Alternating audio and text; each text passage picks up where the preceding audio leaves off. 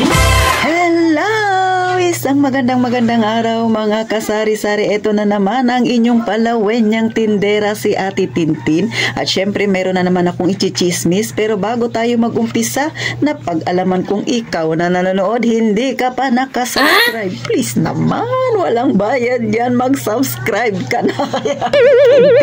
Paki-like na rin ang aking video kung ikaw ay may natutunan. At kung hindi ka busy, please lang, paki-share naman mga kasari. At eto na, umpisa na natin ang ating real talk na chismisan. Isa ka ba sa may bagong tindahan? Nagbabalak na magkatindahan? Mag-uumpisa ng tindahan? O ikaw ay datihang may tindahan? Mga kasari, eto lang no, magkaiba po ang sales at kita. Okay? Bakit ko ito na topic? Kasi sabi ni Ma'am Christina na aking katukayo sa pangalan ay daig ko pa raw ang mall dahil nga ako ay nagka-sales ng 700k plus mga kasari. Sa totoo lang ma'am, yung ganyang sales po sa loob ng isang taon ay mababa po yan. Sakto lang po yan para mabuhay tayong mga nasa masang kabuhay. Kapos pa nga yan. So paano ko nasabi? Ang isang taon mga kasari ay binubuo ng 365 days. Ngayon, kung sa isang araw ikaw ay nakakabenta sa iyong tindahan na 2,000 o times mo ng 2,000. So sa loob ng isang taon, ikaw ay may sales na 730,000. O see, kung arawan ang iyong pagbabasihan, saktong-sakto lang yan para ikaw ay mabuhay, makakain, hindi pa kasama ang merienda dyan mga kasari. So, eto naman po yung sinasabi kong magkaiba yung sales at kita.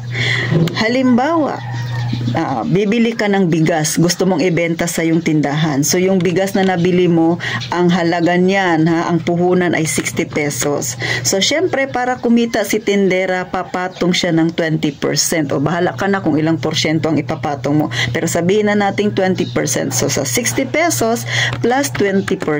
So ang benta ni tindera sa kanyang bigas na ang kanyang puhunan ay 60 pesos ay 72 pesos. Kasi nga 20% ang patong niya. So meaning 12 pesos lang po yung kanya doon. Yung pinatong niya, yun lang yung kanya, yung 20% na yun mga kasari. Kasi hindi mo pwedeng gamitin yung iyong puhunan na 60 pesos kasi lulubog ang iyong tindahan. Mauubos ang iyong pera. So sa 12 pesos na yan mga kasari kung mabibenta mo yan kay customer, yun po yung tinatawag na kita, yung 12 pesos. Yung sales doon, yun yung sinasabi nating 72 pesos. So naintindihan na mga kasari. Kaya, halimbawa, sa loob ng isang araw, 2,000 ang iyong sales. Dahil pumapatong ka ng 20% sa iyong item, so i-minus mo ang 20%. So, ibig sabihin, 1,600 ang puhunan mo doon. So, 400 lang po ang kita mo doon. Yun yung kita. Yung 2,000, yun yung sales. Yung kita mo na para sa iyo ay 400 lang. Yun mga kasari. So, madaling salita, mga kasari. So, parang ganito lang yan mga kasari. Kung nagtatrabaho ka, diba? So, may sweldo ka. So, sa sweldo mo, makikita mo, halimbawa, 20,000 yung sweldo mo.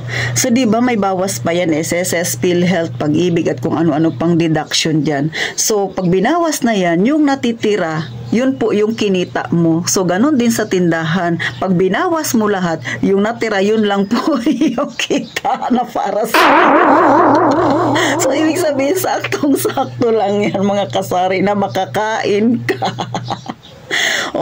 Hindi pa sa tindahan mga kasari, sa 2,000 na sales mo sa isang araw halimbawa, tapos 400 yung iyo doon kasi 20% ang patong mo. Mga kasari, pag mamimili ka sa tindahan, babawasan pa yan ng pamasahe. Paano kung kayo ay kagaya kay Ate Tintin, lahat dito ko iniaasa. So magbabayad ka ng tubig, may ilaw, may wifi, pagkain pa, hindi pa kasama ang ipon at hindi pa kasama ang pagkakasakit. So sa tingin mo, kung magkakasales ka ng 700,000 sa loob ng isang taon, malaki na ba yan? Hindi po, maliit po yan mga kasari. kasari. Bakit ko nasabi? Yung kakilala kong may tindahan doon sa unahan sa kanto, siya ay nagkakasale sa isang araw ng 10,000 pesos. So, i-times mo yun. So, ibig sabihin sa isang taon, million din po yun. Ang pinakamababa niyang sales sa isang araw ay 8,000. O, di ba, mga kasari? So, yan po yung kaibahan ng kita at sales. Yung sales po or benta ay lumalarawan po yan sa buong napagbentahan mo ng iyong paninda. Samantalang yung kita, ibabawas mo lahat ng mga nagastos mo, yung natira, yun lang yung iyo doon, mga kasari, ha? At kung halimbawa, depende sa'yo kung ilang porsyento ka na magpatong. At syempre, hindi mo naman pwedeng kunin lahat ng ipinatong mo doon na magiging iyo. Kasi may iba ka pang gastusin sa yung tindahan, gaya nga ng tubig, ilaw. Syempre, yung ilaw na, yung kuryente. O meron kang paninda ng mga soft drinks, papalamigin mo yun. Syempre, kasama yun sa bayarin ng yung tindahan. O gumagawa ka ng yelo. So, yung tubig, kasama yun sa bayarin ng yung tindahan. Kaya, yung binabanggit ko na nagka-sales ako ng 700,000 sa loob ng isang taon, sales ay maliit po yun. Yan ang sinasabing magkaiba ang kita at benta. O, sana po na nakuha nyo na yung ibig kong sabihin. Kailangan malaman ninyo ito, mga kasari, kasi pagdating ninyo sa City Hall, kung kayo ay kukuha ng permit dahil baguhan kayo, ay ipaliwanag sa taga City Hall personnel. Kasi nagtatanong yan sila, magkano ang yung kita? Ay paano kung ang sinabi mo yung sales or benta mo? So malaki ang may charge. Baka malaki ang may charge sa inyo na bayarin, mga kasari. Kaya ako, nung in-interview ako ng taga City Hall, sabi niya, magkano ang yung kita? Sabi ko kaagad, ma'am, magkaiba po yung kita sa benta. O, pinaliwanag ko, yung benta po, halimbawa, 2,000 yung benta ko sa loob ng isang araw. So yung kita po doon, halimbawa, 20% ay 400 lang po. Pero yung 400 na yun, mga sisi, hindi mo yun pwedeng kunin lahat. Kasi may mga bayarin pa ang yung tindahan na dapat mong sagutin. Gaya nga ng tubig at ilaw. Siyempre, katulad ng ganito, tindahan, may ilaw ka dyan na ginagamit, may tubig kang ginagamit. So, dapat less pa yan doon, mga kasari. So, sana naintindihan. Hindi ko alam kung naintindihan nga ba talaga, mga kasari. So, hanggang dito na lang si Ate Tintin. So, medyo natapik ko to dahil nga doon sa gawa ng comment ni Ma'am Christina. Sana po sa mga, hindi ito pang babasya, mga kasari. Ito pinapaliwanag ko lang kasi hindi po lahat ng nagtitindahan ay kabisado yung ganito, mga kasari.